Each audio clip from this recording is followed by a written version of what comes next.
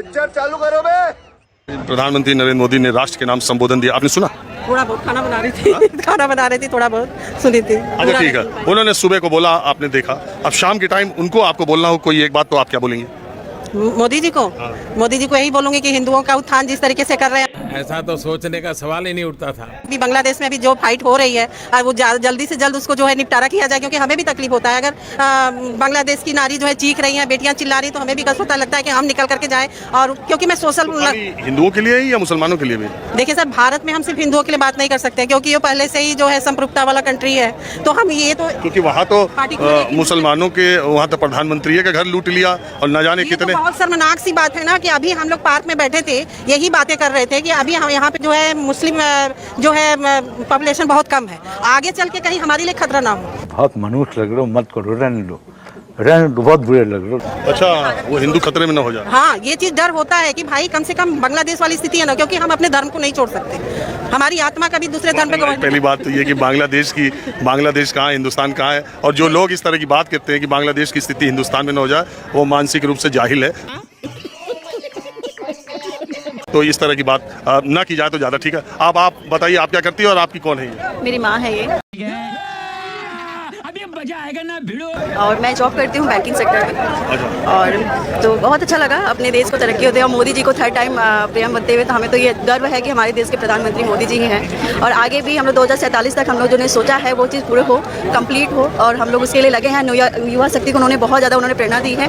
उन्होंने 1 लाख से आज भी उन्होंने अपने भाषण में बोला है कि नए 1 लाख से भी ज़्यादा नई युवा शक्ति को हमें प्लेटफॉर्म मिला, जिनका कोई राजनीतिक बैकग्राउंड नहीं होना चाहिए।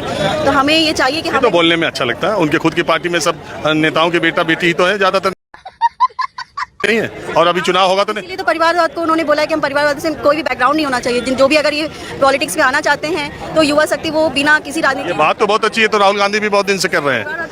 क्यों देना, क्योंकि अगर हम आगे चलेंगे तो अपने परिवार को सोचेंगे पहले। जब टिकट देना होता है तो सब वही खोजने लगते हैं। तो एक मामले इंसान के लिए बहुत टफ है। चलिए, आप लोग हम बस चाहते हैं कि भारत देश एक अखंड भारत की योजना में साकार हो, और हम ये चाहते हैं कि जैसे सभी देश मुस्लिम समुदाय हैं, तो भारत देश को भी अखंड भारत बनना चाहिए। तो ये हिंदू राष्ट्र के लिए तो मैं भी सपोर्ट करती हूँ सर। दवाई पहुंच गई हर जगह, संकट में है। हाँ बताएं। हम तो हिंदू राष्ट्र को कोई सपोर्ट नहीं करते। गजब बेइज्जती है। सभी धर्म में तो सभी धर्म होना चाहिए। आपका नाम क्या? अलवेंद्र। राजस्थान। बिल्कुल।